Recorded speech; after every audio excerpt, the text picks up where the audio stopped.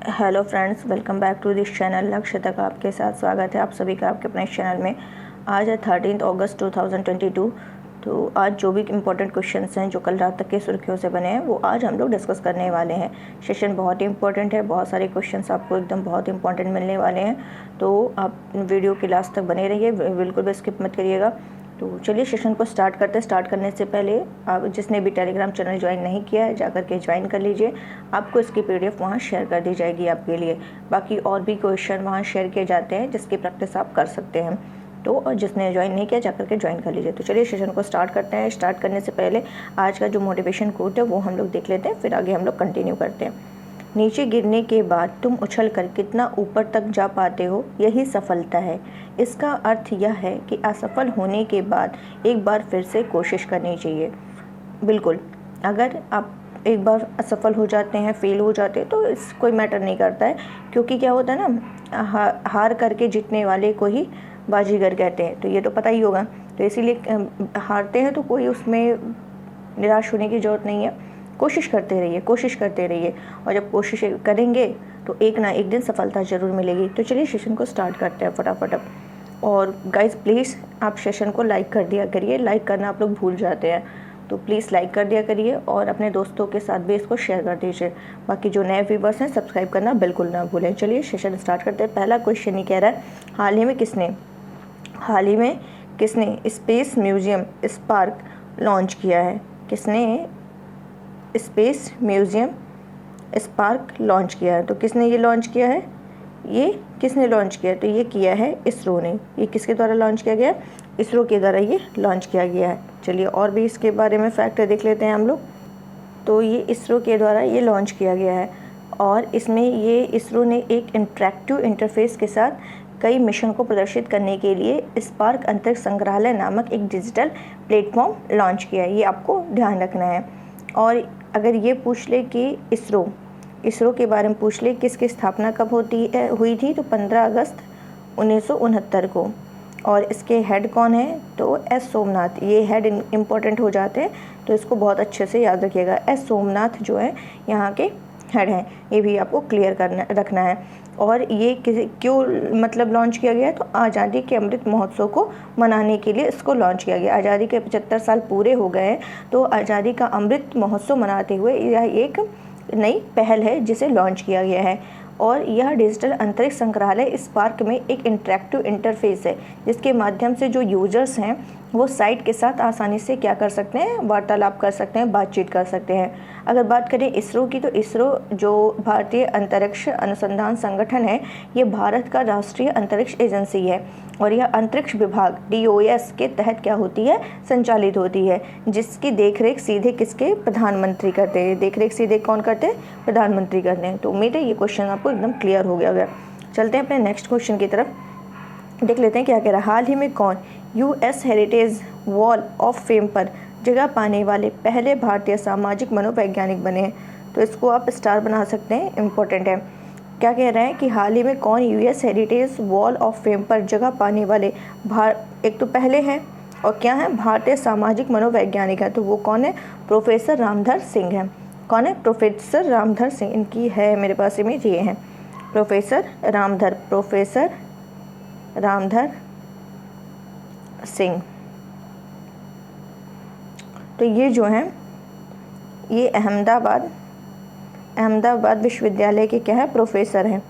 अहमदाबाद विश्वविद्यालय के प्रोफेसर हैं। क्लियर? तो इन्हें ही संयुक्त राज्य अमेरिका में society for personality and social psychology की US heritage wall of fame पर पहले भारतीय सामाजिक मनोवैज्ञानिक यही बने हैं। कुछ और हम लोग बात कर लेते हैं और भी पुरस्कार की, जो कि हमारे लिए इम्पोर्टेंट हो जाता है। अगर ये कहा जाए कि अभी इसके पहले भी मैंने एक क्वेश्चन आपको बताया था कि इसी मतलब वॉल से संबंधित था कि पूर्व मुख्य अर्थशास्त्रियों की दीवार पर प्रदर्शित होने वाली पहली महिला कौन बनी है? फिर से क्वेश्चन ध्यान से सुनिएगा, इम्पोर्टेंट है।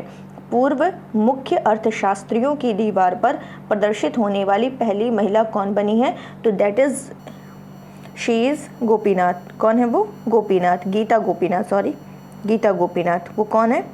अगर पूर्व मुख्य अर्थशास्त्रियों की दीवार पर प्रदर्शित होने वाली पहली महिला कौन बनी ये पूछता है, तो गीता गोपीनाथ है। और क्वेश्चन आपके लिए डिस्कस कर लेते हैं जो कि इम्पोर्टेंट हो सकते हैं कि नितिन गडकरी ने प्रस्तुत किया था क्या, राष्ट्रीय राजमार्ग उत्कृष्ट पुरस्कार। और अगर ये पूछ ले कि ग्लोबल एयरवर्ड्स best drone organisation award IG drone द्वारा जीता गया है। और क्वेश्चन आपको अवार्ड से संबंधित बता दिया जाए कि जैसे कि है कर्नाटक की सिनी शेट्टी ने फेमिना मिस इंडिया 2022 का ताज जीता है, खिताब जीता है, ये भी ध्यान रखना है। और ब्रिटेन की संसद ने तनुजा नेसारी को आयुर्वेद रत्न से सम्मानित किया है। और क्या आपको बता दिया जाए जैसे कि मिशेल पूनावाला को प्रतिष्ठित शिरोमणि पुरस्कार मिला है। यूक्रेनी गणितज्ञ है मैरिना वियाजोव्स्का ने प्रतिष्ठित फील्ड्स मेडल 2022 जीता है। और जितेंद्र सिंह द्वारा डॉक्टर राजेंद्र प्रसाद स्मृति पुरस्कार की शुरुआत की गई है।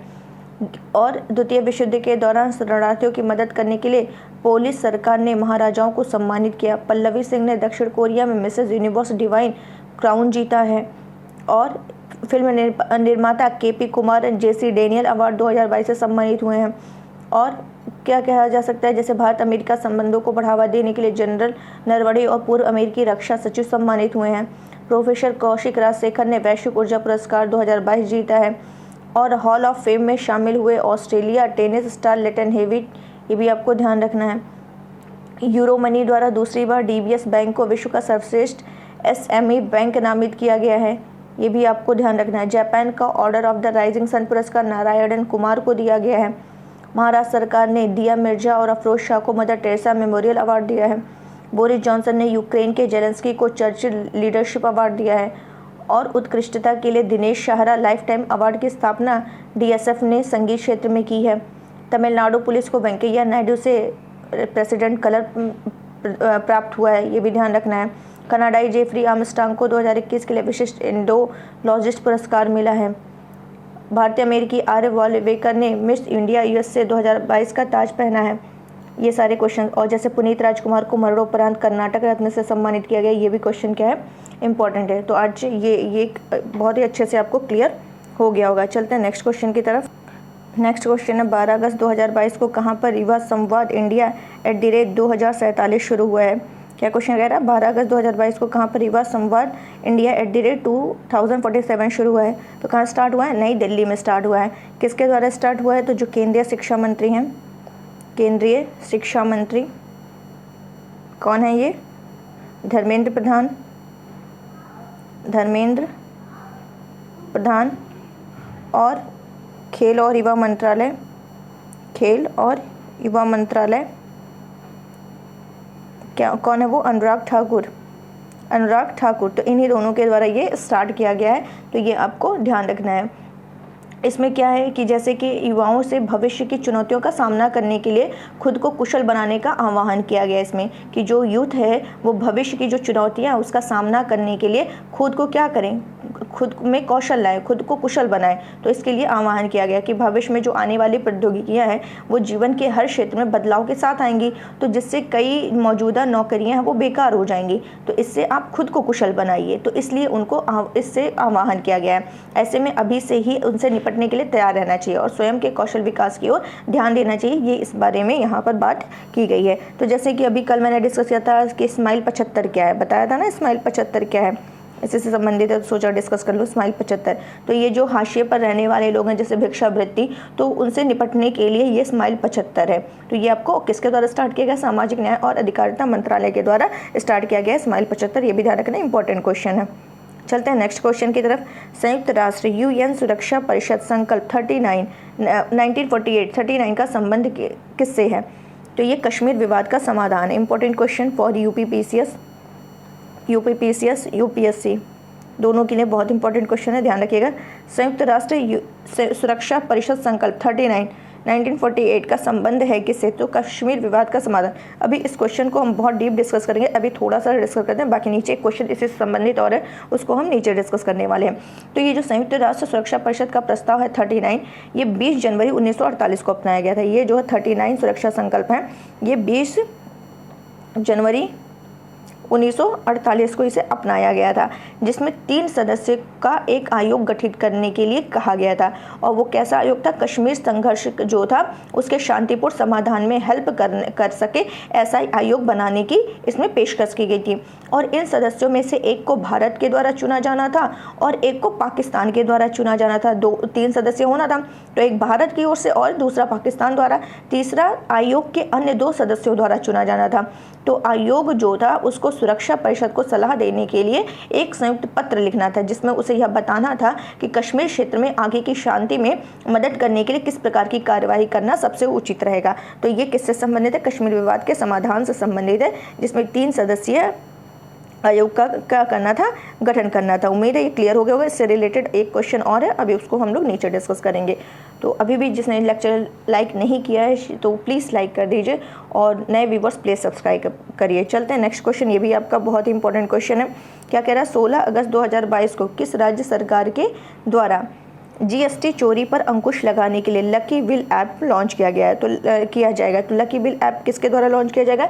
केरला राज्य सरकार के द्वारा। तो केरल सरकार एक मोबाइल ऐप लॉन्च करने जा रही है, जहां लोग क्या कर सकते हैं? मूल बिल जो होगा, क्या जो मूल बिल होगा उसकी फ़ोटो क्लिक करेंगे और उसे उस ऐप के अंदर मूल बिल जो मेन बिल होगा उसको क्या करेंगे? उसकी फ़ोटो क्लिक करेंगे, उसकी फ़ोटो क्लिक करेंगे और ये जो ऐप होगा लकी बिल ऐप पर, उस पर क्या करेंगे? अपलोड करेंगे, अपलोड करेंगे। क्लियर? अपलोड करेंगे इसको और फिर इससे क्या होगा? उनको पुरस्कार जीतने का मौका मिलेगा। तो अब ऐसा क्यों कर रही है केरल सरकार? तो उसका बस एक ही लक्ष्य है कि इस ऐप से जो जीएसटी चोरी है उस पर अंकुश लगाना है। इस पे जीएसटी चोरी पर क्या करना है? अंकुश लगाना है। इसीलिए इस ऐप का नाम रखा गया लकी बिल ऐप, कि मतलब अपना करो और जो लकी होगा उसको पुरस्कार मिलेगा। और इसे 16 अगस्त 2022 को पिनराई विजयन जो वहाँ के सीएम हैं उन्हीं के द्वारा इसको लॉन्च किया जाएगा। और इससे क्या होगा? कर संग्रह बढ़ाने में मदद मिलेगी। इससे क्या होगा? तो जो टैक्स कलेक्शन है उसको बढ़ाने में हेल्प मिलेगी, क्योंकि लोगों को सामान खरीदने और सेवाओं का लाभ उठाने के लिए बिल मांगने के लिए प्रोत्साहित किया जाएगा। तो उम्मीद है ये क्वेश्चंस भी आपको अच्छे से क्लियर हो गए होंगे। नेक्स्ट क्वेश्चन है, भारत और किस देश के बीच, ये भी इंपॉर्टेंट क्वेश्चन है कि भारत और किस देश के बीच द्विपक्षीय युद्धाभ्यास उदार शक्ति आयोजित किया जाएगा? तो किसके द्वारा आयोजित किया जाएगा? तो भारत और मलेशिया के बीच। तो आपको ध्यान रखना, अभी युद्धाभ्यास अगर पूछे किसके द्वारा, किसके मध्य यूज किया, मतलब स्टार्ट किया गया था एक्सरसाइज, तो ये था भारत और अमेरिका के बीच, भारत और अमेरिका के बीच। लेकिन ये जो एक्सरसाइज है उदार शक्ति, तो उदार शक्ति किसके बीच है? इंडिया एंड मलेशिया के बीच, इंडिया एंड मलेशिया के बीच। तो ये आपको ध्यान रखना, ये मतलब जो भारतीय वायुसेना का एक दल है वो मलेशिया के लिए रवाना हुआ है और यह जो दल है वो दोनों देशों के बीच द्विपक्षीय युद्धाभ्यास उदार शक्ति में क्या करेगा? भाग लेगा। और यह जो है भारतीय वायुसेना और रॉयल मलेशियाई वायुसेना, मतलब दोनों किसके मध्य? दोनों वायुसेनाओं के मध्य, दोनों वायुसेनाओं के मध्य ये क्या है? आयोजित किया जाने वाला पहला, मेन चीज़ है ये पहला है, ये दोनों वायुसेनाओं के मध्य आयोजित किया जाने वाला पहला द्विपक्षीय अभ्यास है। इसीलिए क्वेश्चन इंपॉर्टेंट हो जाता है कि पहला द्विपक्षीय अभ्यास है और यह 4 दिन तक चलेगा। 4 दिवसीय युद्धाभ्यास है, जिसमें दोनों देशों की वायुसेनाओं के बीच क्या होगा? हवाई युद्ध अभ्यास आयोजित किए जाएंगे।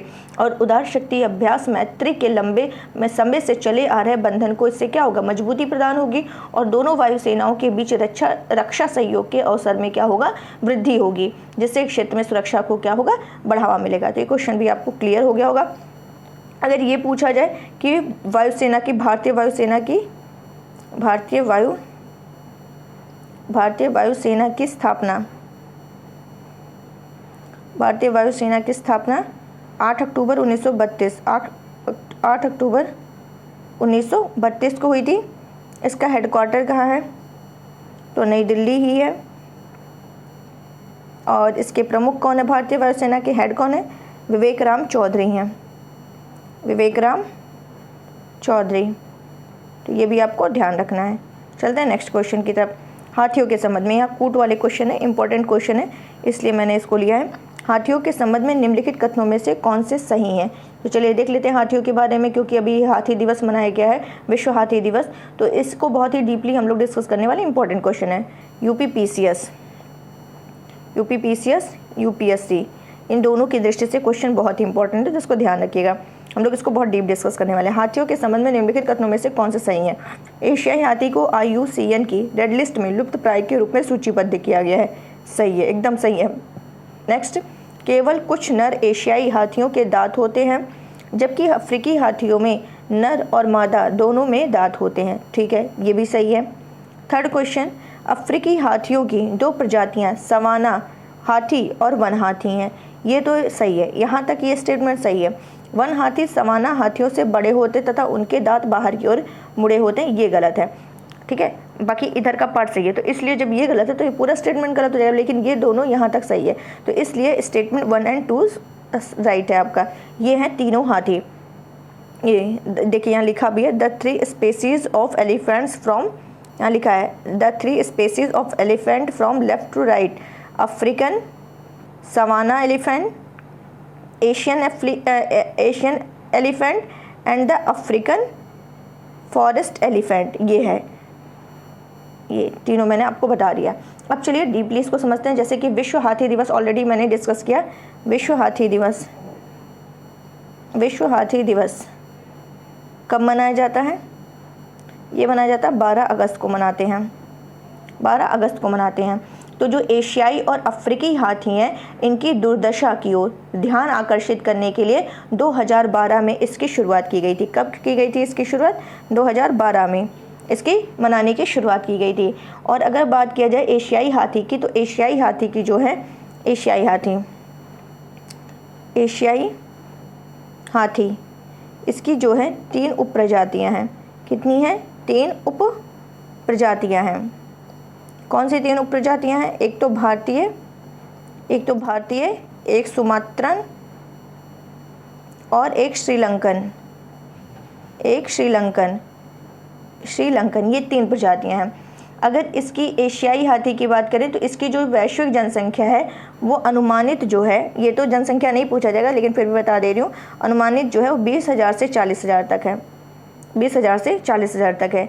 अगर इसकी संरक्षण स्थिति देखा जाए तो IUCN की लाल सूची में ये संकटग्रस्त है, जो कि ऑलरेडी हम लोग स्टेटमेंट में डिस्कस किए थे। एशियाई हाथी जो है वो किस उसमें है? IUCN की लिस्ट में, संकटग्रस्त लिस्ट में। ये इंपॉर्टेंट है, ये ध्यान रखिएगा, संकटग्रस्त स्थिति में। और साइट्स परिशिष्ट वन में है। वन्यजीव संरक्षण अधिनियम के 1972, वन्यजीव संरक्षण अधिनियम 1972 की शेड्यूल जो है, अनुसूची जो है वो 1 में ये शामिल है। क्लियर हो गया होगा। अगर अफ्रीकी हाथी की बात करें, ये तो आपका ये हो गया एशियाई हाथी। अफ्रीकी हाथी की बात करें, अफ्रीकी हाथी तो इसकी 2 प्रजातियां हैं, इसकी उप प्रजातियां अफ्रीकी हाथी की, एक सवाना हाथी और एक वन हाथी। क्लियर। इसकी वैश्विक जनसंख्या अफ्रीकी हाथियों की देखा जाए तो ये अबाउट 4 लाख तक है। ठीक है, 4 लाख तक है, ये आपको ध्यान रखना है। और इस देखा जाए तो इसमें इससे पहले जुलाई 2020 में आई थी खबर कि बोत्सवाना, यानी अफ्रीका में बोत्सवाना है, वहाँ पे सैकड़ों हाथियों की मौत भी हुई थी। अगर इसकी संरक्षण की बात किया जाए तो IUCN रेड लिस्ट में ये भी संकटग्रस्त में ही है, इंडेंजर्ड लिस्ट में ये भी शामिल है। वन्यजीव संरक्षण अधिनियम 1972 की अनुसूची 1 में ये भी शामिल है, साइट्स परिशिष्ट सेकंड में। अच्छा, इसके मतलब जो संकटग्रस्त स्थिति में है, इसके कौन से ऐसे मुद्दे हैं जो इसके संकटग्रस्त स्थिति में, जैसे हाथियों के शिकार में वृद्धि हो रही है, प्राकृतिक वास की क्षति हो रही है, जैसे कि मानव हाथी संघर्ष हो रहा है, संरक्षण हेतु कैद में रखे जाने के दौरान इनके साथ बुरा व्यवहार होता है, हाथी पर्यटन के कारण दुर्व्यवहार है, बड़े पैमाने पर खनन करना, कॉरिडोर का विनाश करना, ये सारे भी क्या है इसके संकटग्रस्त होने के क्या कर हैं मुद्दे हैं। अब इससे संबंधित एक और है जो कि ये भी इम्पोर्टेंट ही आपको बता रहे हैं, हाथी परियोजना। ये हाथी परियोजना कब आई थी? तो ये 1992 में आई थी। तो ये केंद्र प्रायोजित योजना है और हाथियों तथा उनके आवास गलियारों की सुरक्षा के लिए इसको फरवरी 1992 में इसकी क्या की गई थी, ये प्रोजेक्ट शुरू किया गया था। क्लियर हो गया होगा। और पर्यावरण, वन और जलवायु मंत्रालय परियोजना के माध्यम से देश के प्रमुख हाथी रेंज राज्यों को वित्तीय और तकनीकी सहायता प्रदान करता है। तो उम्मीद है ये क्वेश्चन बहुत ही डीपली आपको क्लियर हो गया होगा। तो अभी भी जिसने सेशन लाइक नहीं किया प्लीज़ लाइक कर दीजिए। चलते हैं नेक्स्ट क्वेश्चन की तरफ। प्रतिवर्ष अंतर्राष्ट्रीय युवा दिवस कब मनाया जाता है? तो ये कब मनाया जाता है? ये मनाते हैं 12 अगस्त को मनाते हैं। क्यों मनाते हैं 12 अगस्त को ये? तो जो हम यूथ है उसकी समस्याओं को पहचानने के लिए, उन पर ध्यान दिलाने के लिए हर साल 12 अगस्त को अंतर्राष्ट्रीय यूथ डे यानी युवा दिवस मनाया जाता है। इसका उद्देश्य क्या है? तो यूथ से है तो उसी से संबंधित होगा, बिल्कुल होगा। जैसे कि देश के जो यूथ है उनकी आवाज़, उनके कार्य, उनके द्वारा किए गए आविष्कार, उसको देश दुनिया तक क्या करना है? पहुंचाना है। इनकी समस्याओं को अंतर्राष्ट्रीय संगठन जैसे UN मानवाधिकार आयोग तक क्या करना है? पहुंचाना है। ये आपको क्लियर हो गया होगा। कोई भी किसी भी देश का जो यूथ होता है, युवा होता है, उस देश की क्या होती है? रीढ़ की हड्डी होती है। तो इसीलिए इसके बारे में ये जागरूक करने के लिए मनाया जाता है। राष्ट्रीय युवा दिवस हर साल 12 जनवरी, और लेकिन अगर यही पूछ ले, ये तो अंतर्राष्ट्रीय युवा दिवस है। अगर राष्ट्रीय युवा दिवस पूछ ले, राष्ट्रीय युवा दिवस पूछ ले, अंतर्राष्ट्रीय पूछे तो 12 अगस्त, राष्ट्रीय युवा दिवस पूछे तो कब? 12 जनवरी, 12 जनवरी। तो ये दोनों ध्यान रखना है, कन्फ्यूज़न नहीं होना है और कंफ्यूज नहीं होना है। और संयुक्त राष्ट्र ने 17 दिसंबर, अगर हम इसकी बात कर रहे थे, 12 अगस्त को मनाते हैं अंतर्राष्ट्रीय युवा दिवस, और UN ने इसको कब स्टार्ट किए जाने का फैसला किया था? 17 दिसंबर 1999 को ये स्टार्ट किए जाने का फैसला लिया गया था। और यह संयुक्त राष्ट्र महासभा में लिस्बन में युवाओं के कल्याण के लिए जो जिम्मेदार मंत्री हैं उनके विश्व सम्मेलन द्वारा की गई एक सिफारिश पर आधारित था। तो 1999 में ये मनाने का फैसला लिया गया था। और इसको पहली बार कब मनाया गया था? 12 अगस्त 2000 में मनाया गया था। पहली बार 12 अगस्त 2000 में इसको सेलिब्रेट किया गया था। और इसको संयुक्त राष्ट्र संघ ने 1985 में अंतर्राष्ट्रीय युवा वर्ष घोषित किया था। तो ये भी आपको ध्यान रखना है। अब चलते हैं इसकी थीम देख लेते हैं। थीम क्या है? अंतर पीढ़ीगत एकजुटता, अंतर पीढ़ीगत एकजुटता, अंतर पीढ़ीगत एकजुटता, सभी उम्र के लिए एक दुनिया बनाना, सभी उम्र के लिए एक दुनिया बनाना। क्लियर? ये क्लियर हो गया होगा आपको। चलिए, इसका उद्देश्य क्या है? तो इसका उद्देश्य यही है कि जो SDG है यानी सतत विकास लक्ष्य है, सस्टेनेबल डेवलपमेंट गोल है, उसको प्राप्त करने के लिए दुनिया को सभी पीढ़ियों की पूरी क्षमता का क्या करना है? लाभ उठाना है। और हमें सफल और न्यायसंगत अंतर पीढ़ी के संबंध और साझेदारी को बढ़ावा देने के लिए सहयोग करना चाहिए, ताकि सुनिश्चित हो सके कि कोई भी पीछे ना छूटे। None is left behind. तो ये आपको ध्यान रखना है। चलते हैं नेक्स्ट क्वेश्चन की तरफ। नेक्स्ट क्वेश्चन क्या कह रहा है? किस देश के गुइलेर्मो पाब्लो रियोस को भारत और पाकिस्तान में संयुक्त राष्ट्र सैन्य पर्यवेक्षक समूह के मिशन प्रमुख और मुख्य सैन्य पर्यवेक्षक के रूप में हाल ही में नियुक्त किया गया? जैसे मैंने कहा था, अभी नीचे हम लोग क्वेश्चन को डिस्कस करेंगे, तो यही वो क्वेश्चन है जो हम लोग इसको बहुत डीपली डिस्कस करने वाले हैं। इंपॉर्टेंट क्वेश्चन है, UPSC में भी पूछा जा सकता है, PCS में भी पूछा जा सकता है। इंपॉर्टेंट क्वेश्चन है। किस देश के गुइलेर्मो पाब्लो रियोस को भारत और पाकिस्तान में संयुक्त राष्ट्र सैन्य पर्यवेक्षक समूह के मिशन प्रमुख और मुख्य सैन्य पर्यवेक्षक के रूप में हाल ही में नियुक्त किया गया है? तो कहाँ के? अर्जेंटीना के। तो अभी संयुक्त राष्ट्र महासचिव ने क्या किया? अर्जेंटीना के किसको? रियर एडमिरल, क्या नाम है उनका? Rear admiral Guillermo Pablo Rios को भारत और पाकिस्तान में संयुक्त राष्ट्र सैन्य पर्यवेक्षक समूह के मिशन प्रमुख और मुख्य सैन्य पर्यवेक्षक के रूप में नियुक्त किया है। इंपॉर्टेंट क्वेश्चन है। अगर बात करें, किसकी बात करें? इसकी बात करें, यहाँ मैं कर दे रही हूँ। अगर संयुक्त राष्ट्र सैन्य पर्यवेक्षक समूह की बात करें यानी UNMOGIP की बात करें, तो इसकी स्थापना, अगर स्थापना की बात करें तो ये कब हुआ था? 1949 में हुआ था, 1949 में हुआ था, जब कश्मीर में प्रथम युद्ध हुआ था 1947-48 में। कश्मीर में प्रथम युद्ध हुआ था 1947-48 में। उसके बाद भारत ने क्या किया था? कश्मीर मुद्दे पर जो संयुक्त राष्ट्र हैं उनके सदस्य देशों का ध्यान आकर्षित करने के लिए संयुक्त राष्ट्र सुरक्षा परिषद से संपर्क किया। ठीक है, कैसे संपर्क किया? संयुक्त राष्ट्र सुरक्षा परिषद से संपर्क किया। फिर क्या होता है? जनवरी 1948 में संयुक्त राष्ट्र सुरक्षा परिषद ने विवाद की जांच और मध्यस्थता के लिए भारत और पाकिस्तान के लिए 3 सदस्यीय संयुक्त राष्ट्र आयोग की स्थापना करते हुए संकल्प 39 को अपनाया, जिसको अभी हम लोग जस्ट डिस्कस कर चुके हैं। संकल्प 39 को अपनाया। इस किसके जांच के लिए? जो किसके? विवाद की जांच के लिए, मध्यस्थता के लिए भारत और पाकिस्तान के लिए 3 सदस्यीय संयुक्त राष्ट्र आयोग की स्थापना करते हुए संकल्प 39 को अपनाया। फिर क्या होता है, अप्रैल 1948 में इसके संकल्प 47 के द्वारा 39 को अपनाया। फिर अप्रैल 19 वो तो जनवरी 1948 था। अब क्या होता है, अप्रैल 1948 में इसके संकल्प 47 द्वारा यूएनसीआईपी को UNMOGP के रूप में पुनर्गठित कर दिया। पहले UNCIP था, फिर इसको क्या कर दिया, पुनर्गठित किसके रूप में कर दिया, इसके रूप में कर दिया, UNMOGIP के रूप में पुनर्गठित किया गया। अब संयुक्त राष्ट्र सुरक्षा परिषद संकल्प 47 था क्या, तो यह कश्मीर विवाद के समाधान से ये भी संबंधित था, जैसे 39 था वैसे 47 भी था। तो इसके अनुसार पाकिस्तान को अपने उन नागरिकों को वापस लेना था जो लड़ाई के उद्देश्य से और भविष्य में घुसपैठ को रोकने के लिए राज्य में प्रवेश कर चुके थे। ये उससे इसके अनुसार ये बताया गया इसमें। और फिर इस प्रस्ताव के माध्यम से क्या किया गया, जो पुनर्गठित 5 सदस्यीय समिति थी, 5 सदस्यीय UNMOGIP मतलब कि संयुक्त राष्ट्र सैन्य पर्यवेक्षक समूह जो थे, इसने भारत और पाकिस्तान से कानून व्यवस्था की बहाली के बाद जनमत संग्रह कराने का क्या किया, आग्रह किया। फिर क्या होता है कि भारत और पाकिस्तान में जो संयुक्त राष्ट्र सैन्य पर्यवेक्षक समूह था, उसका उद्देश्य कराची समझौते के तहत जुलाई 1949 में जम्मू कश्मीर में स्थापित संघर्ष विराम रेखा की निगरानी करना था और इसको यूनाइटेड नेशन के नियमित बजट के माध्यम से वित्त पोषित किया जाता रहा। फिर भारत ने क्या किया, प्रस्ताव 47 को नकार दिया। क्यों नकार दिया, भारत का क्या तर्क था कि प्रस्ताव में पाकिस्तान के द्वारा जो किया गया सैन्य आक्रमण है उसको नज़रअंदाज किया गया। साथ ही दोनों देशों को एक समान राजनयिक आधार पर रखना पाकिस्तान के आक्रामक रवैये को खारिज करता है। कश्मीर के महाराजा जो थे उनके द्वारा हस्ताक्षरित विलय पत्र का प्रस्ताव में नज़रअंदाज कर दिया गया था। फिर अगर इस पर पाकिस्तान का रुख क्या था कि इसने कश्मीर में भारतीय बलों की न्यूनतम उपस्थिति पर भी आपत्ति जताई थी, जैसा कि संकल्प द्वारा अनिवार्य है।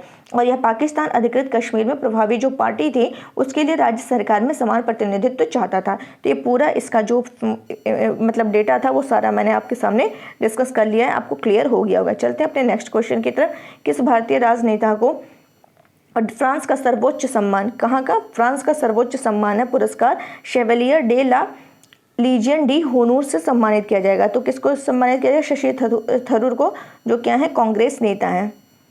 क्या है, कांग्रेस नेता है। तो ये भी आपको ध्यान रखना, ये क्या है, कांग्रेस नेता है जिनको इससे सम्मानित किया गया है। और ये जो है इसी का नाम है, ये जो पुरस्कार है शेवलियर डे ला लीजियन डी, इसी का नाम है लीजन द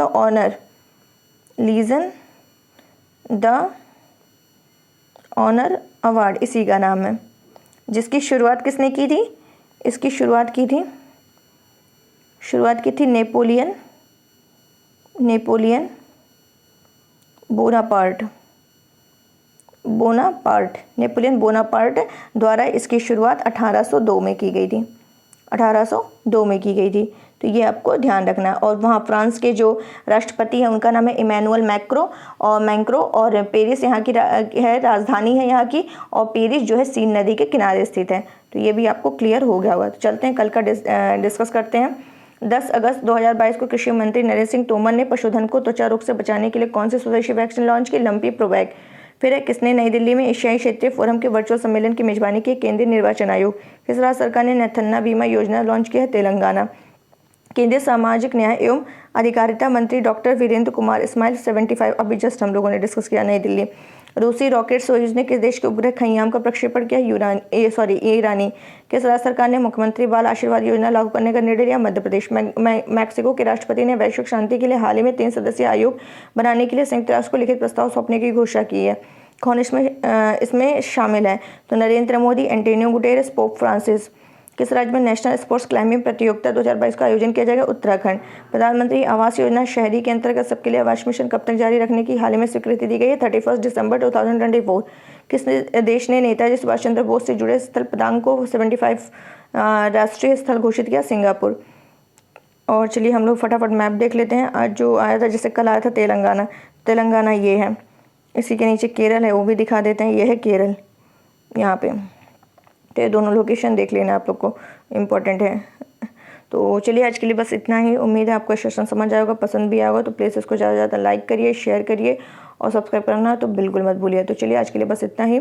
और कल तो संडे है, कल लेक्चर नहीं आ पाएगा और 15 अगस्त को भी लेक्चर नहीं आ पाएगा। अब सीधे हम लोग मिलेंगे कब, ट्यूसडे को।